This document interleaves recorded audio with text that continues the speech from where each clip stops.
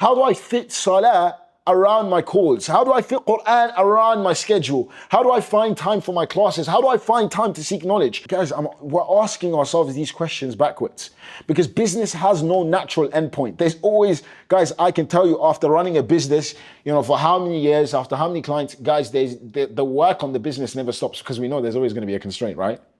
We know this because we're us. There's always going to be a constraint. Meaning, you always have something to work on. It's never going to finish. There's always something else to do, another lead, another call, another employee problem, another funnel, another offer, another 10K, another close, another system, another opportunity.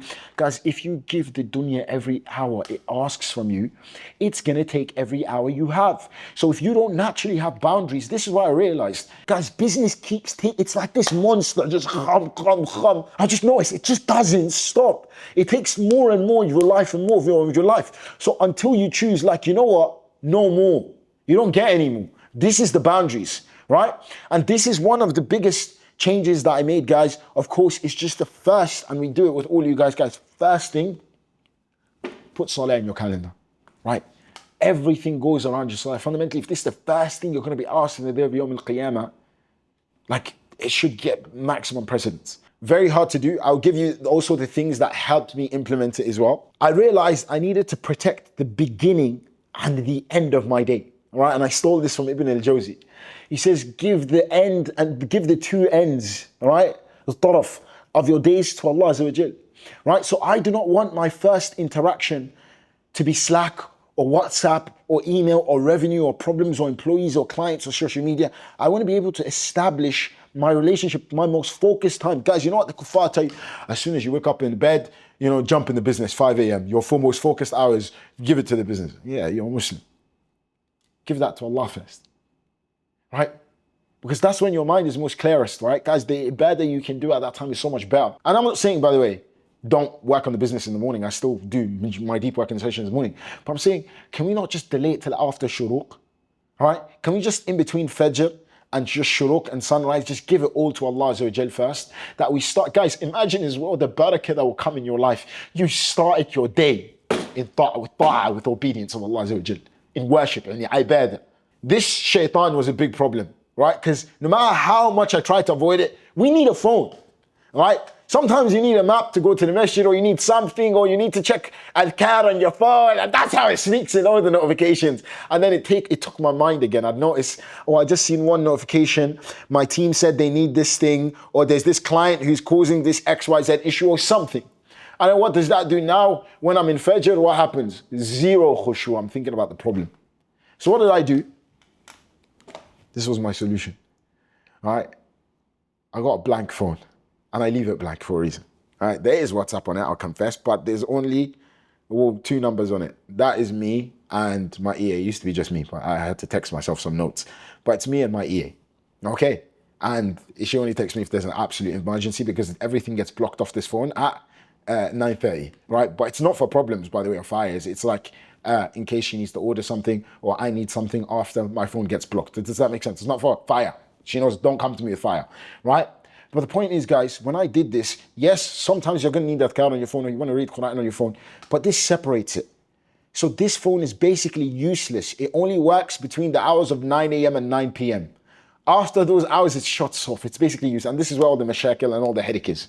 Meaning I got my mind back, right? So when I was doing ibadah, when I was seeking knowledge, if I was even trying to memorize, guys, the quality of it quadrupled. Not 10x, wallahi, 10x. Because it's no longer in my life, and it hasn't been in my life because the night before, we always talk about the night before, guys, right? So guys, what did I do? From Isha time, about 9 or 9:45, around that anyways, it gets blocked. So what happens when it gets blocked? I also can't do anything.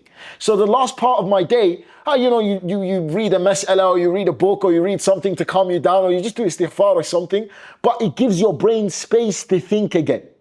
And guys, wallahi, this improves your quality of family, everything as well, by the way. Just by shutting off this shaitan. Give it a boundary. Give it a boundary. The business shouldn't take over every minute of your... After 9, I don't care. Mushkila, let the fires burn. I'm a slave of Allah first. Let the fires burn. So what? When I come back in the morning, I'm still going to solve it the same way I'm going to solve it. Whatever. Let it burn. After 9:30, after Isha, I don't care. Close it. And just give the end of your day for Allah. That way you wake up in the morning fresh and not straight away thinking about the business and keda. The first thing you see is a problem, you become reactive. If the first thing you see is money becomes, I remember a client, he was asking me, I seen at Fajr, he's asking me for my payment details. They were forget the Fajr where? Bro, there was no khushu. I was thinking, oh snap, I need to send the details quickly. I need to, the transfer needs to happen. Where am I going to collect it? Am I going to collect it in this part, account, that account? Where's the khushu gone? Guys, come on, we're being Adam. We love money. Like, are you going to lie, bro?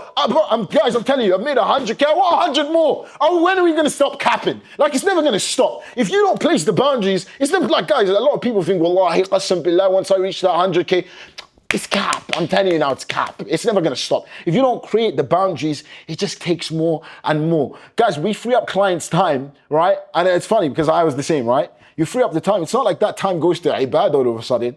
It just goes back to more business. Like, you got him from work, and imagine 12 hours. Now he's working 4 hours a week, but then he still bumps up the hours to just find more deep work, to work on more things, to grow the business even faster. It doesn't make sense, guys. It just consumes more and more of our lives. So I had to protect the other end of my life too, right? Because what happens, work, then you go into exhausted scrolling at nighttime, and then you sleep. And you need to leave the dunya deliberately. There must be a point where business is closed. Khalas, the day is over. You return to Allah, you return to your family, you return to yourself. Wallahi guys, I hope this video is actually helping you. Every video we put out, we're trying to do one thing: help Muslim CEOs remove the chaos, grow their businesses, and get closer to their deen. So remember to check out the rest of the channel. We have almost 1,000 videos like this, and we're constantly adding more. But if you're someone who knows their problems are too unique for content to help them, then just book a call with us, and we'll break down and diagnose exactly what is holding you back. Assalamu alaikum.